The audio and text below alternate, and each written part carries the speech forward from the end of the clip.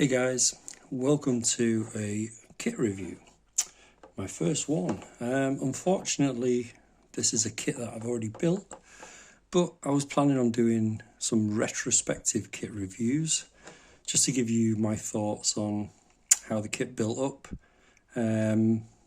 So this is obviously a fairly old Tamiya kit, but one that's highly regarded within the modelling community as being old but brilliant. For its time, I think it was tooled in '94. The kit number there. And it's a very nice kit. It's a basic for modern standards. If this was done today, there'd probably be double, if not more, parts. Surface detail would probably be higher, with the sort of capabilities these days with doing tiny rivets. But still, it goes together really well, and it shows a nice rendition of a Mk.Vb Spitfire.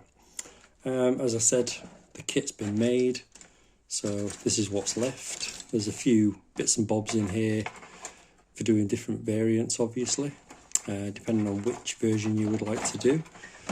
Within the instructions, there's a couple of pilot figures as well, which are pretty good actually for sort of early 90s. Yeah, fairly good detail, and they'd probably paint up quite well, but I didn't do mine with the pilot. So let's have a look at the extras that I used. Obviously didn't build it straight out of the box. This was meant to be a weekend build. If anybody out there follows my Facebook page, I tried to start this on a Saturday morning and finish it by Sunday, but unfortunately that didn't work out, mostly because of the fact that I use water-based acrylics, and drying time, I like to give them at least 24 hours in between primer coat, top coat, clear coats, etc. So even using a hairdryer, it gets it dry, but only touch dry, not fully cured. And I didn't want to risk masking and all the rest of it. So I figured rather than rushing it and potentially ruining it, I gave it the extra few days, and I think in the end it took me a week, sort of 7 days, start to finish, which was still pretty good. This kit I actually picked up second hand. You can see if it picks it up on here, but the paper's gone the typical yellow tinge that you get. As I say, the build itself is fairly simple. There's not a lot. It builds up pretty quick. You could build this in a weekend if you weren't too fussed about the paint job. And it also comes with a 1-to-1 scale scheme that you can photocopy and cut out for getting your camo pattern, which is exactly what I did. I used this, photocopied it, cut around it. It was only after I'd done this that I realised that this is the A scheme for the RAF. So they did an A and a B, the B scheme being a mirror version of the A. Unfortunately, as the box art shows, this variant, which is the one that I was building, has the B scheme. And I didn't pick up on the fact that this was for the RAF A scheme. If they'd have written RAF there, I would have noticed. But the problem is, A scheme on there, I thought referred to the fact that the A scheme decals, which is the first one that you come to in the instructions, not the second one, the B, I thought it was A. So anyway, my mistake, and that's what you get for doing a rush job, I suppose. You don't take the time and read the instructions thoroughly, so my mistake. Not the end of the world. It's one of those things that once you've noticed it, you can't unnotice it. But it is what it is. Even though it was a fairly quick build, I did use a few extras on it. I bought a mask set. This was the Edward one, I think. The Quinta Studios cockpit set. The cockpit is fairly basic on this kit, and again, it's 1990s, so you can forgive Tamiya. But this set actually does add a lot of nice detail. The most obvious reason for getting something like this is the belts, because they are, fairly obvious looking in through the canopy. And the Tamiya option just gives you a fairly rubbish decal. So yeah, not really worth bothering with. Oh yeah, there's the mask set detail. Also, I ended up using some of the roundels, etc., out of this set, because the decals that came with it being such an old kit, are actually, you probably won't be able to see it, but they are all cracked. This set here was actually a replacement set that a fellow modeler and friend who lives local to me gave me, because the set that was in the kit were terrible. They were very much cracked visibly. They wouldn't have been worthwhile at all. But even this set I had trouble with. It wasn't worth taking the risk, to be honest. So I used the new set that Steve gave me. Also came with this. This is the original one that came with the kit that I bought. The one that Steve gave me was a better version of this. So I used this for my side lettering, the ANV. And that was it, pretty much. That's all I used off the new set. But even that, yeah, they didn't. I mean, you can see, I don't know if you can pick it up on there, but they are terrible. If you put water on them, they'd literally just fall apart. So not worth it. So yeah, I ended up using this set, which is Eagle Strike Productions. Very nice, actually. They went down really well. It says it's for the Hasegawa Spitfire, but yeah, the Mark V's in there. It's a slightly different variant of the tropical version, but everything was okay to use apart from the side markings. What I did with this one was I actually cut the letters out with a scalpel and just used the letters, so there's no carrier film around them. But it worked out okay. I also bought a set of resin wheels for it. I think that for me, on a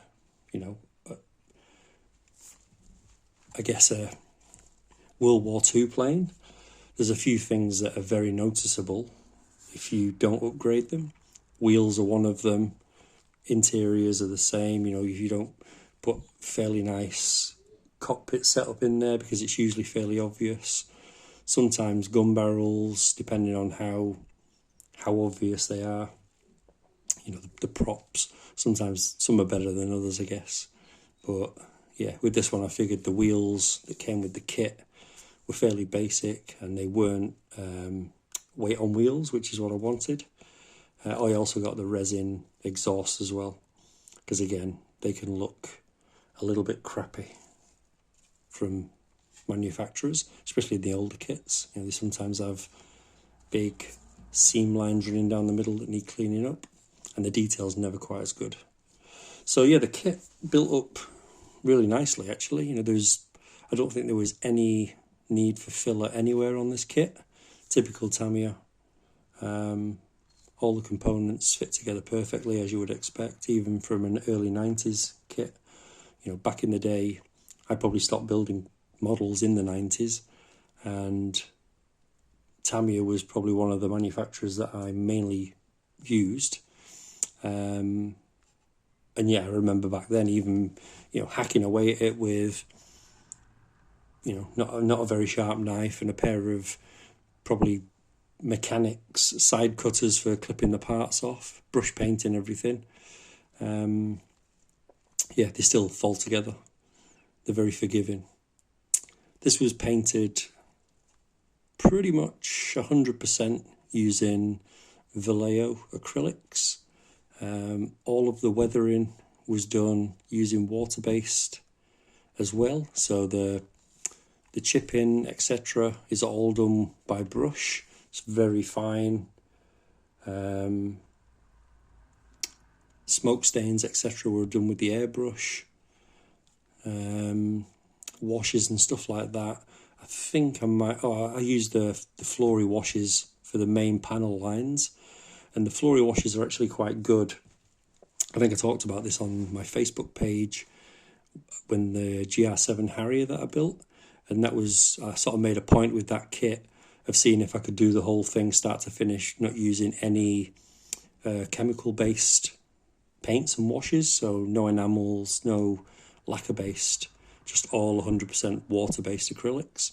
I don't even think I used Tamiya paints, which are technically water-based, but they're more, yeah, you sort of need an alcohol, really, like isopropyl alcohol or something like that. It works best rather than tap water. Not that I ever use tap water, but yeah, so I did the same on this one and on the Bowfighter as well, which I'll do a review of. But yeah, it was done in the typical way that I tend to work these days. I do like black basing. I think the black base gives a good start point for checking the surface with, you know, any ghost seams, etc. Especially a black, because, you know, things stand out more on black. And then a bit of pre-shading, not too much on this. I didn't go overboard. I didn't want it looking very mottled, because I don't think that works very well on a smaller scale sometimes. And yeah, the Spitfires didn't tend to last super long during World War II, so I don't think they actually got time to get really, really heavily weathered up. Not like, you know, say a Navy plane would, where it's out at sea. They tend to dirty up a lot faster. But this being in the desert, it's not a dirty environment, it's dusty, but yeah. But yeah, overall, turned out pretty well, considering it was a pretty much a rush job. The kit I would highly recommend for anybody, to be honest, whether you're just starting out, you've been building and you've been building for a long time and you just want something quick and easy, maybe something to get your motivation levels back up. This is the perfect kit for that. And obviously a lot of the 1/48 scale Tamiya kits fall into that category, I would say, of, you know, not necessarily having to put too much effort in, and it rewards you with excellent results. So yeah, I think if you're starting out, or you know somebody that wants to start, a Spitfire, yeah, I think we've all probably built at least one Spitfire. This one does actually give you a nice rendition for not much effort, and you can spend your time then maybe practicing paint or perfecting some paint finishes, trying something new. Not an expensive kit. I think I picked this up for, yeah, not a lot, maybe $30 New Zealand, possibly 40. It wasn't a lot. I think they were only maybe 50 New Zealand dollars new, so, well, back in the day they would obviously have been a lot cheaper, but some of the ones that they're releasing at the moment, yeah, around the $50 to $60 mark, depending on the kit. Some of them are obviously a little bit more in depth, so you tend to pay a bit more for the plastic. But okay, yeah, it's, hopefully everybody likes it, and I would highly recommend this kit to anybody. So thanks for watching. I'm going to be doing a few of these retrospective reviews. I've also got a couple of inbox reviews planned. I've got a couple of pre-ordered kits that I'm waiting on that aren't released just yet. I think when they come, I'll do an inbox review that I can then tie in later with the build review.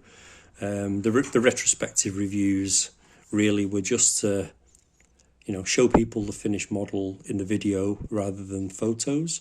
I probably will put a few photographs on at the end of this video as well,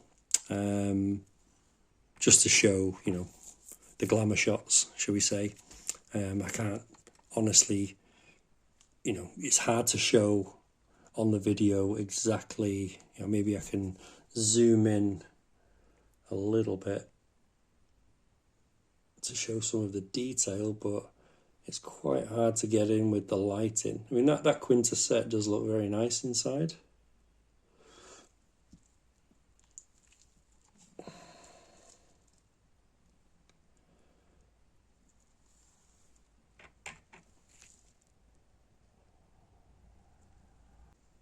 Anyway, guys, thanks for watching. Hopefully you enjoyed this short video quickly describing what this kit was like. Be sure to like and subscribe, and I'll see you in the next video. Thanks.